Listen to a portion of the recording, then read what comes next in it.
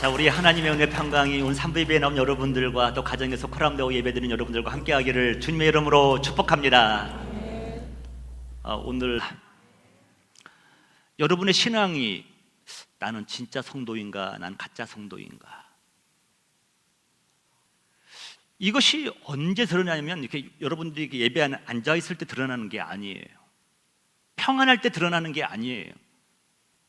자녀들이 좋은 소식 들을 때 듣는 것이 아니라 나의 아픔과 상처와 고난이 밀려왔을 때에 내 신앙이 진짜인가 가짜인가가 판가름 나는 겁니다.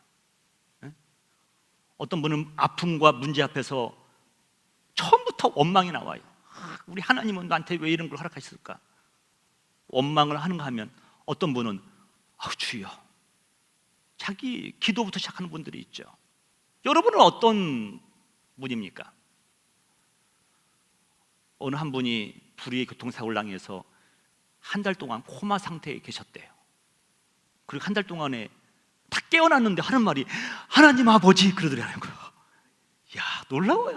한 달 동안에 그 코마 상태에서 생사를 왔다 갔다 하면서 다 깨어나면서 한마디가 하나님 아버지 그러더래. 근데 지금 교회를 안 다니신대.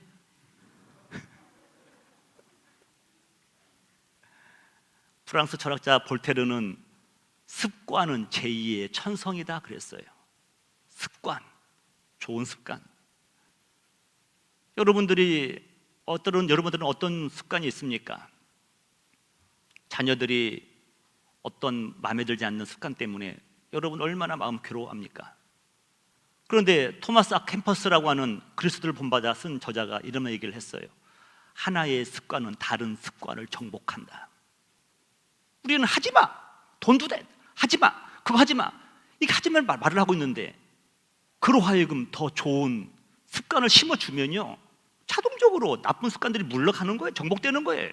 근데 이걸 모르니까 자꾸 자녀들 묶어놓으려고만 하는 거야. 묶어놓으면 뭐합니까? 생각은 딴 데가 있는데 이렇게 자리에 앉혀놓으면 뭐합니까? 좋은 습관이 또 다른 습관을 정복한다, 이렇게 말씀하고 있는 거예요. 중요하죠. 이스라엘 백성들은 습관적으로 하나님을 배반했던 사람들입니다. 습관적으로 용서받고 배반하고 용서받고 떠나고 하나님의 마음을 무진장 아프게 한 사람들이 이스라엘 백성들이에요. 아마 영적으로 우리가 그런 사람들이 아닌가 생각해 봅니다. 오늘 기도하고 또다시 우리가 하나님 마음을 아프게 한 적이 너무나 많잖아요. 습관적으로 그렇게 샀던 사람들이 이스라엘 백성들입니다.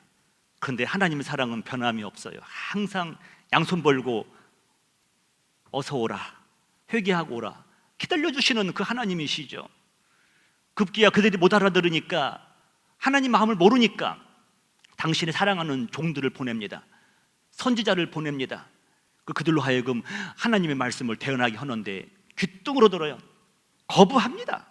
때로는 하나님의 종들을 잡아 때리기도 하고 죽이기도 하고 그렇습니다.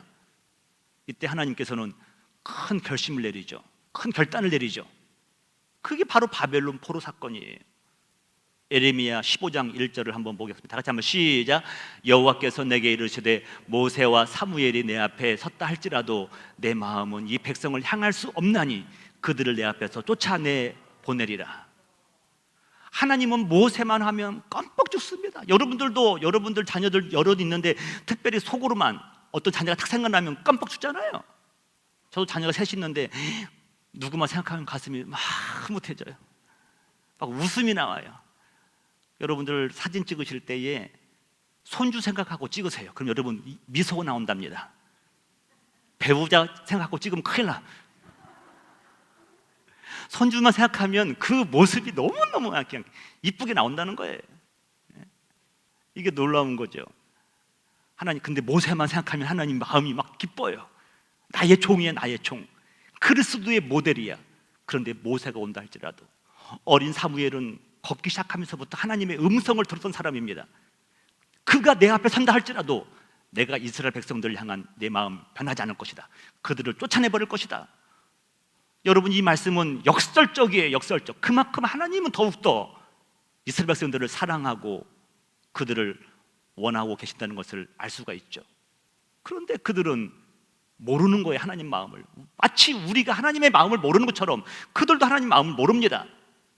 그들은 포로로 끌려갔는데 놀라운 게 뭐냐면 포로로 끌려갔는데 다 끝난 줄 알았어요. 근데 여러분, 끝난 게 아니에요. 포로로 끌려갔어요. 포로가 아니야. 이미 망했도다. 망한 게 아니라는 거예요. 그 이유를 봤더니요, 하나님께서 비록 그들에게 포로로 끌려가게 했지만 그들을 삶을 개입하여 주시고 그들을 다시 포로에서 돌아올 것을 하나님께서 예비하시고 준비하신다는 것을 그들이 깨닫게 되는 겁니다. 마치 이런 거 똑같은 거, 자녀들이 너무 마음에 안 드니까 고아원한테 맡겨버렸어. 그때 뒷돈을 다 내주는 거야. 자녀들 미워서 고아원에 맡겼는데 그 고아원에 필요한 모든 것을 다 공급해 주는 거 똑같은 거예요. 바벨론 포로를 보냈는데 그들의 뒷담을 전부 다 책임져 주시는 하나님을 바라보게 되는 것이죠. 저와 여러분들은 소망이 무엇이냐? 오직 여호와 하나님에게만 있는 줄 믿으시기를 주님의 이름으로 축복합니다. 하나님에게만 있다는 거예요. 그래서 오늘 느헤미야가 본문을 통하여서 우리에게 영적 교훈을 주는데 세 가지만 붙잡을게요. 첫 번째 이거예요. 아픔을 사명으로 자각하라. 아픔을 사명으로 자각하라. 저도 목사잖아요. 저도 나름대로 기도도 하면서 말씀 묵상하는 목사지만 저도 아픔은 싫어요. 저도 꽃길만 걷고 싶어요. 어느 누가 아픔을 축복으로 보겠습니까? 우리는 아픔이 오면, 고난이 오면 전부 다 저주받았다고 생각합니다. 그런데 아픔이 왔을 때에 그것을 사명으로 자각하라는 거예요. 사명으로 승화시키라는 거예요. 제가 좀 닮고 싶고 존경하는 목사님 중에 한 분이 닉 워렌 목사님이에요. 세들백 교회 닉 워렌 목사님. 딱 10년 전에 사랑하는 아들이 매튜가 극심한 우울증으로 극단적인 선택을 하고 말았습니다. 이것은 미국 사회의 전역에 난리 난 거죠. 미국에서 가장 대표적인 교회가 세들백 교회 아닙니까? 근데 그 교회 담임 목사님 아들이 슬픈 소식이 들려오는 겁니다. 니고라 목사님은 성도들에게 설교하고 본인은 싹 사라집니다. 집에서 치과 움직이질 않습니다. 목회도 중요하지만 아들이 어린이를 당했는데 운명을 달리했는데 무슨 소망이 있겠어요? 그런데 장로님들이 그와 함께 24시간 일주일을 계속 생활합니다. 장로님이 함께 밥을 먹고 같이 TV를 보고 같이 주무시고, 그 장로님이 출근하면 다른 장로님이 오셔가지고 또 같이 아침을 먹고 점심까지 이 얘기하고 저녁까지 가지고 서너 달을 똑같이 장로님이 단 1시간도 니고라 목사님을 혼자 두지 않은 거예요. 그래서 3개월 만에 툴툴 털고 다크가 일어난 거예요. 여러분, 성숙한 모습은 다르잖아요. 그리고 그가 6번의 기획 설교를 하는데 고통에 답하다, 아픔과 고통에 대해서 설교를 합니다. 왜 고통이 우리에게 오는가? 왜 아픔이 우리에게 오는 것인가? 그 설교를 하면서 마지막 6번째 설교가 이거예요. 아픔을 낭비하지 마라. 아픔을 낭비하지 말라는 거예요. 제가 그 제목을 보면서 이런 생각을 해봤습니다. 우리는 다 아픔이 지긋지긋하고 싫은데, 피하고만 싶어 하는데 왜 아픔이 우리에게 오게 되었고 그걸 왜 낭비하지 말라고 하는 것인가? 빨리 잊고 싶은 게 우리의 마음인데, 위로 생각해 보니까 아픔은 하나님의 마음을 이해할 수 있는 통로가 되는 거예요. 창세기 22장 모리아산에 아브라함은 아들을 제물로 드리기 위해서 올라갑니다.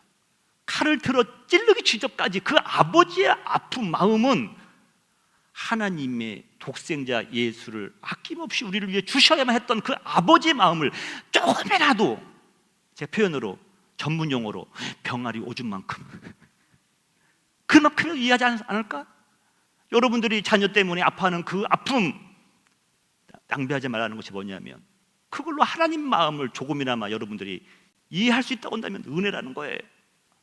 또 하나는 뭐냐면, 아래로 생각해 봤습니다. 아래로 아픔과 씨름을 합니다.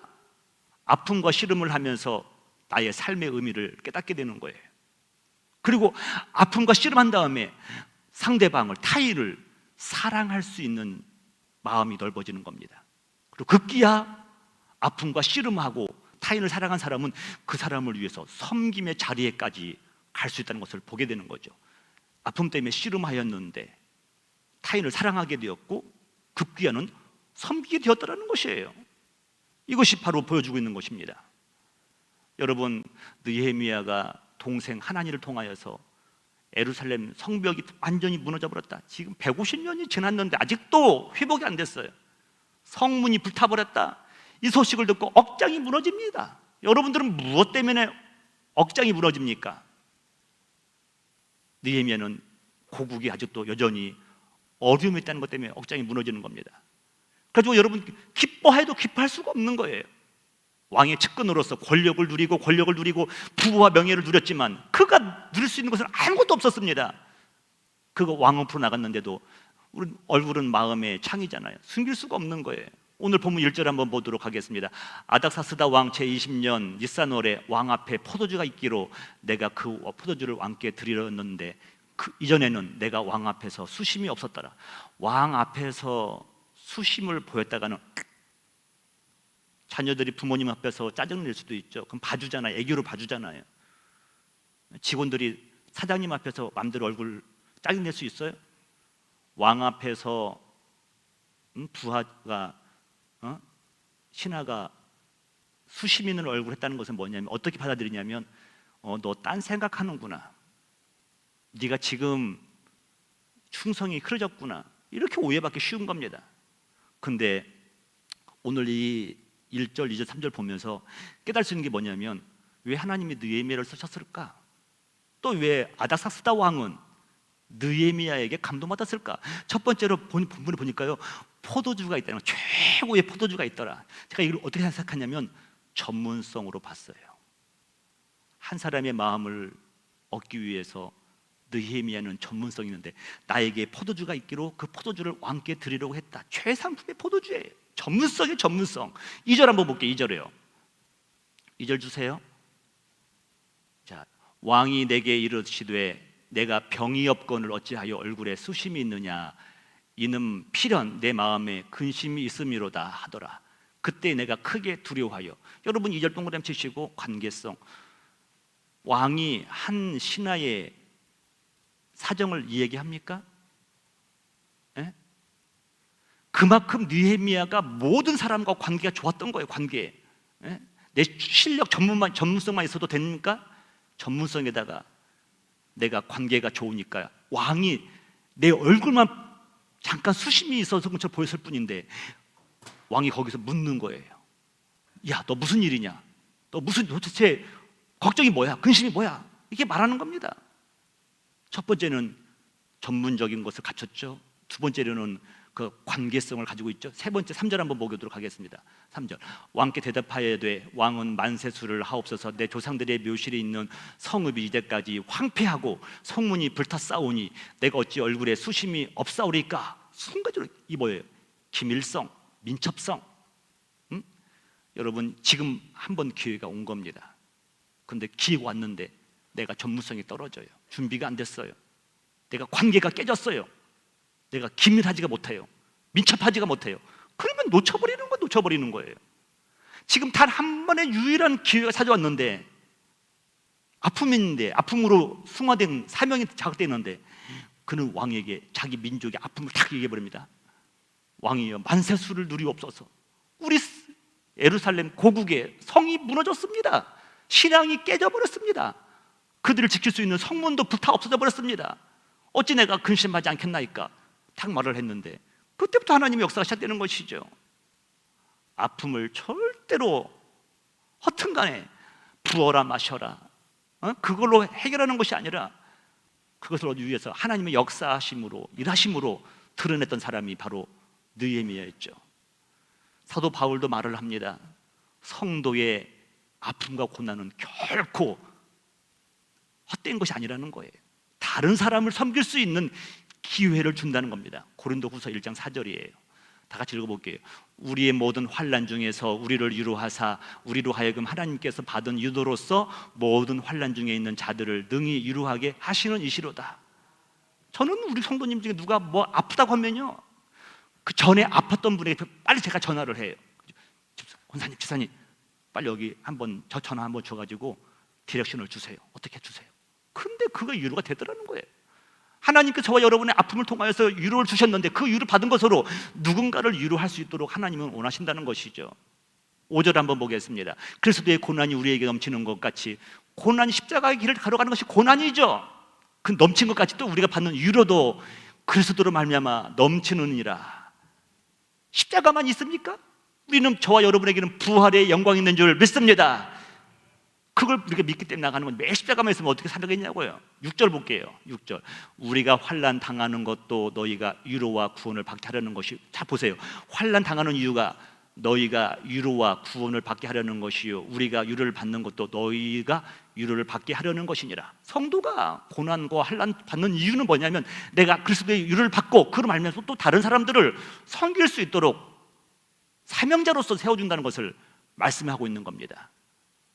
성도 여러분, 여러분들의 아픔을, 고난을, 환난을 낭비하지 마시기를 주님의 이름으로 축복합니다. 그걸 도리어 다른 사람들, 아파하는 사람들을 섬기는 기회로 삼으라는 것이에요.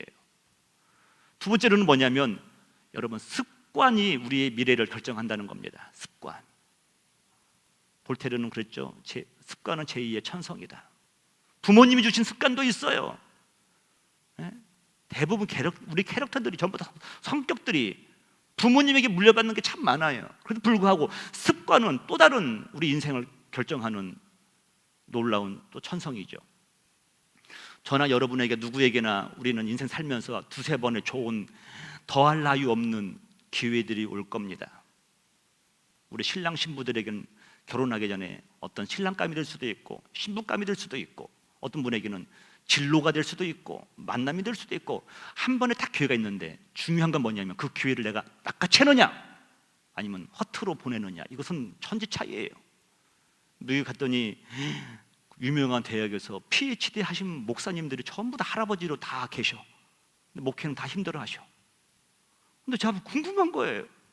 저분이 이렇게 공부 열심히 해가지고 내누랑 누구도 다 가고 싶은데도 막 못 가는 대학을 다 박사학위 받았는데 왜 저분들이 왜 그렇게 계실까? 근데 그게 뭐냐면, 젊었을 때에 교회에서 콜링이 있는 거예요. 그런데 그분들에게는 뭐가 밟히냐면, 자녀들이 밟히니까 자녀들이 대학교 들어가면, 자녀들이 시장가 가면 그때 하겠다는 거예요. 근데 지금 다 나이 들어버렸는데 누가 데려가? 기회는 여러 번 있는 게 아니죠. 그 길을 잡느냐 못 잡느냐는 놀라운 것을 볼 수가 있죠. 느헤미야에게 드디어 한 번의 기회가 왔습니다. 그게 뭐냐면, 아닥사스다 왕이 드디어 그에게 물어보는 겁니다. 우리 4절 A를 보겠습니다. 같이 한번 시작. 왕이 내게 이르시되 그러면 내가 무엇을 원하느냐 하시기로. 지금 물어보는 거예요. 성령님께서 여러분에게 내가 무엇을 해주길 원하느냐. 근데 평상시 몰라요. 어떤 제가 자녀 축복기도 때, 야, 너 기도 제목이 뭐냐? 없어요. 근데 여기 왜 왔냐? 몰라요. 목을 확 잡은 다음에 말했더니, 하나님. 그러니까 걔가 막 하나님 뭐니까 하나님을 믿고 싶은 거야. 그 마음을 내가 읽었다고요. 하나님, 그 하나님 한마디 딱 했는데 그 마음을 내가 읽어버린 거예요. 네가 원하는 것이 뭐냐? 물어볼 때는 우리는 딱 말할 준비가 되어 있어야 되죠. 이 나의 대답 한마디에 내 인생과 내 민족의 운명이 달려있다고 생각하면 여러분 허투루 준비되지 않은 말을 하겠습니까? 근데 왕이 내가 무엇을 해주길 원하느냐 그 말을 듣고 느헤미야가 뭘 했는지 아세요? 바로 입 열지 않았어요. 4절 B를 한번 보겠습니다. 다 같이 한번 시작. 내가 곧 하늘의 하나님께 묵도하고. 습관적으로 군인들 다 건드리면 내 입에 주제성 습관적으로 나오는, 습관적으로 얼마나 그 삶을 살았는지. 건들기만 하면 막 제정하고 막 그러잖아요. 여러분, 여성들도 한번 해보세요. 구두도 안 갔다 오셨는데, 네? 남성들이 얼마나 훌륭한지. 네? 습관적으로 나오는 겁니다. 내가 너 무엇을 해주자. 순간적으로 왕 앞에서 눈 깜빡할 사이에 내가 묵도하고, 하나님께 묵도하고. 하나님, 무슨 기도했겠어요? 하나님, 나의 지혜를 주세요. 이 한 번 저를 찾습니다. 나에게 기회를 주세요. 내 언변을 주세요. 말주변을 주세요. 내가 뭘 해야겠습니까? 기도하고 나서 딱 지혜가 떠오르는데 5절의 말씀이에요. 왕에게 이르되 왕이 만일 좋게 여기시고 종의 왕이 목전에서 은혜를 얻어 싸우면 나를 유다 땅 나의 조상들의 묘실에 있는 성읍에 보내어 그 성을 건축하게 하옵소서 하였는데, 여러분 이 말씀을 한번 여러분들이 성경을 볼 때에 쭉 넘어가려고 하지 마시고 빨리만 읽으려고 하지 마시고 묵상을 해보세요. 느헤미야 입장에서 이렇게 말할 수가 있는데 아닥사스다 왕의 앞에서 이 말씀을 한번 묵상해 보세요. 여러분들이 왕인데, 여러분들이 100여 년 전에 예루살렘 성벽을 다 깨트려 버렸는데 지금 와서 한 신하가 다시 우리가 깨트린 성읍을 다시 세워달라고 한다는 것이 어떤 의미가 있습니까? 그것은 잘못 생각하면 반역을 꾀할 수도 있고 독립을 원한다는 소식을 들을 수도 있잖아요. 근데 느헤미야는 담대하게 거침없이 말을 합니다. 성령님을 의지하고 하나님을 의지하면서 우리 민족의 성벽이 무너졌나이다, 신앙이 무너졌나이다, 우리 성도님들의 마음을 지킬 수 있는 성문이 불타 없어져 버렸습니다. 아주 이리 끌려고 저리 끌려갑니다. 성전 회복하고 신앙 회복하고 그 길을 나에게 열어 주옵소서. 여러분, 이 말씀을 들었던 아닥사스다 왕은 혼란스러운 겁니다. 자기에게 오른편 왼편 두 친구가 있었는데 하나는 에스라 학사예요. 에스라 학사랑 무슨 얘기를 하다 보면 마음이 평안해지고 지식을 많이 배웠는데 그가 어느 날 자기 민족을 위해 간다고 하면서 속 떠나버렸어요. 그게 예루살렘 돌아가 버렸어요. 에스라가. 한 명 남은 게 누구냐면 이제 느헤미야가 남아있는 거예요. 이 권력을 찬탈하지 않고 욕심 없는 두 친구 중에서 한 명은 떠나고 한 명은 남았는데 그 친구 하는 말이 나도 돌아가게 해달라는 거예요. 이것이 지금 그런 상황입니다. 여러분, 그 느헤미야가 습관적으로 했던 얘기는요, 하나님과 늘 always 그는 동행했다는 것을 볼 수가 있죠. 인류의 십자가를 주시기 위해서 십자가 죽으신 예수 그리스도, 그분 하나님이십니다. 그런데 그분도 습관적으로 하신 게 있더라는 거예요. 누가복음 22장 39절이에요. 다 같이 한번 시작. 예수께서 나가사 습관을 따라 감난산에 가심에 제자들도 따라갔더니. 왜 갔을까? 왜 갔을 것 같아요, 여러분? 왜 가셨어요, 예수님이? 기도를 하셨어요, 여러분. 여러분은 어떠세요? 습관적으로 기도하고 계시는가요? 주님과 날마다 습관적으로. 예수님도 하나님이신데 예수님조차도 습관적으로 감난산에 가셔서 하나님과 교제를 나눴다는 거예요, 습관적으로. 왜냐하면 하나님의 능력이 아니고 하늘의 능력이 아니고서는 살 수 없다는 것을 말씀하고 있는 것이죠. 여러분, 지금 코람데오 예배를 드리다 할지라도 여러분들 주님과 날마다 하루 첫 시간을 습관적으로 주님과 영적인 교제를 나누기를 주님의 이름으로 축복합니다. 이 습관이 우리의 미래를 결정하는 거예요. 습관, 좋은 습관. 나쁜 습관 몰아내는 것도 좋은 습관으로 채우면 물러가는 거예요. 그 마지막으로는 하나님의 도우심을 간절히 기다리고 사모하라는 거예요. 확신하라는 거예요. 하나님의 도우심을 확신하라는 거예요. 어느 부모님이 자녀들이 고생하는 것을 알고 있습니까? 여러분, 자녀들에게, 손주들에게 여러분들이 인생을 살아봤기 때문에 지름길을 좀 알고 있죠? 여러분들이 빨리 가는 길 알고 계시죠? 어떻게 하면 낭망하지 않고 성공하는 길도 알고 계시죠? 자녀들이 들어요, 안 들어요? 지지를 안 듣죠? 왜 그런지 아세요? 여러분들도 안 들었어요. 저도 안 들었어. 가지고 굳이 부모님이 가는 길이라고 정해주면 그걸로 가기만 하면 진짜 지름길이고 빠른데 돌아서 딱 거기 가 있네. 가기만 해도 다행이지. 부모님의 마음은 할 수만 있으면 자녀들이 고생과 아픔과 고난을 덜 겪기를 원하지만 들어야 말이지. 육신의 부모가 이럴지언데 하나님은 어떠시겠어요? 하나님이야말로 거룩한 땅, 선택받은 땅, 젖과 꿀이 흐르는 땅에서 자녀들이, 자손들이, 자기 백성들이 살기를 원하지만 그렇게 지지리도 말을 안 들어요. 하나님이 그들을 탁 바벨론에게 팔아버렸는데 파는 순간부터 하나님의 계획이 탁 나오는 게 있어요. 예레미야 29장 10절이에요. 다 같이 한번 시작. 여호와께서 이와 같이 말씀하시니라. 바벨론에서 70년이 차면 내가 너희를 돌보고 나의 선한 말을 너희에게 성취하여 너희를 이곳으로 돌아오게 하리라. 이게 하나님의 아버지의 마음이에요. 아버지의 마음. 부모님의 마음은 똑같은 거예요. 70년 동안 내가 너희들을 팔았는데 너희들이 70년 지나고 나면 너희들이 내 말을 두고 내 은혜가 넘치는 이곳으로 너희를 돌아오게 하리라. 하나님의 놀라운 계획이 이미 작동하고 있다는 것입니다.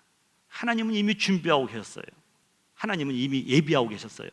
그 중에 하나가 뭔지 아세요? 자, 6절 A 보겠습니다. 같이 시작. 그때의 왕후도 왕 곁에 앉아 있었더라. 여러분, 이 말씀이 왜 들어갔을까? 성경을 읽으면서 여러분들 자꾸 질문을 던져보세요. 왜 갑자기 왕 앞에 옆에 왕후가 앉아 있는 것인가? 여러분들이 그런 말 아세요? 역사는 밤에 이루어진다. 역사는 이불 속에서 이루어진다. 그만큼 중요한 거죠. 옆에서 여러분들도 선한 영향력을 주지만 옆에 계신 분이 얼마나 깨어 있어야 되는지 몰라요. 영적으로 깨어야 되는지 모르죠. 마르소스 500 여러분들이 기도할 때마다 해줘서 감사하고요. 어떻게 하면 성도님들에게 마르소스 500에 대해서 할까? 근데 목사가 말 많이 해봤자 잔소리밖에 안 되잖아요. 좋은 얘기도 두세 번이지 네다섯 번 넘어가면 또 저 소리야 그런다고요. 근데 제 옆에 있던 어떤 여성분이 그러는 거예요. 노래로 한번 만들어봐. 뭐라고요? 노래를 한번 만들어봐. 근데 내가 노래를 만들어 본 적이 있어야지. 했더니 다들 부담스러워하잖아요. 가지고 제가 딱 사무실에 들어가지고 기도 한번 딱 하고 막 가사를 썼습니다. 그리고 노래를 막 불렀습니다. 녹음해서 딱 보냈습니다. 10분 걸려서 10분. 아주 그 마르소스 500 노래가 10분 만에 나온 거예요. 할렐루야. 박수 칠 거 안 치시면 안 돼. 근데 여러분 그것만 아세요. 우리 김모 장로님, 모 준수 장로님 하시는 말씀이 뭐냐면 유명하지 않은 사람이 만든 노래는 대박친답니다. 할렐루야. 난 장로님이 이렇게 훌륭한 말씀하셨는지 몰랐어. 유명하지 않은 사람이 딱 만든 노래는 대박쳤다는 거예요. 아내의 그 한마디가 그 노래를 탄생하게 만들었죠. 근데 왕후도 그때 여태 있었더라. 왕후가 느헤미야에게 우호적인 사람이에요. 시어머니가 에스더잖아요. 에스더 영향을 받은 거예요. 여보, 느헤미야가 당신 곁을 떠나는 것은 안타깝지만 저의 마음의 간절함을 한번 들어주세요. 딱 한마디 했을지도 모르잖아요. 근데 그때의 왕후도 왕 곁에 있었지어다. 그걸로 봐서 끝나버린 거예요. 제가 말씀을 보면서 하나님의 구원의 경륜은 누구도 흔들 수가 없습니다. 모든 죄인들을 구원하실 예수 그리스도를 통한 구원하실 계획은 구원의 경륜이에요. 근데 순간순간마다 하나님 섭리는 시대마다 사람과 준비된 사람을 통하여서 종들을 통해서 쓰시는데 아담을 쓰시기도 하고 아브람을 쓰시기도 하고 요셉을 쓰시기도 하고 다윗을 쓰시기도 하고 에스더를 쓰시기도 하고 느헤미야를 쓰시기도 하다가 예수를 하나님을 알지 못하는 고레스 왕도 쓰시기도 해요. 더 나아가서는 왕후도 쓰시는 거죠. 오늘날에 이르면 하나님의 구원의 경륜 가운데 순간적으로 준비된 최 목사도 쓰고 여러분을 사용할 줄을 믿습니다. 여러분 자녀들 우습게 보지 마세요. 준비되고 하나님의 계획 안에 있다고 한다면 하나님 섭리 가운데 그들도 반드시 들어서 하나님의 일을 하시는데 사용되는 자녀가 될 줄 믿습니다. 그렇다고 한다는 말씀을 정리하면 여러분들에게 여러분들은 무슨 힘으로 여러분 옆에 누가 있어요? 여러분이 아파할 때에 고난받을 때 힘들 때에 나는 혼자라고 느낄 때에 누가 여러분에게 있냐고 말이에요. 뭐가 여러분에게 힘이 되는 겁니까? 사도 바울이 그래서 로마서 8장 24절에 34절에 이렇게 말씀하셨어요. 다 같이 한번 시작. 누가 정죄하리요 죽으실 뿐 아니라 다시 살아나신 이는 그리스도 예수시니 그는 하나님 우편에서 계신 자요 우리를 위하여 간구하시는 자니라. 정죄하리요. 누가 우리 과거의 일로 우리를 심판하리요. 심판이에요. 심판. 누가 심판합니까? 의롭다고 하신 이는 하나님이신데 다시 살아나시는 그리스도 예수시니 우리를 죄를 위해서 죽으셨다가 살아나신 분은 우리를 의롭게 하시려고 살아나신 분은 그리스도신데 또 그분이 어디 계시냐면 다른 곳이 아니에요. 하나님 우편에서 저와 여러분을 위해서 중보하시는 줄 믿습니다. 두려워하지 말라는 거예요. 믿음으로 나가라는 거예요. 아픔을 낭비하지 말라는 거예요. 주님이 우리 편이니까 누가 우리를 정죄할 수 있습니까?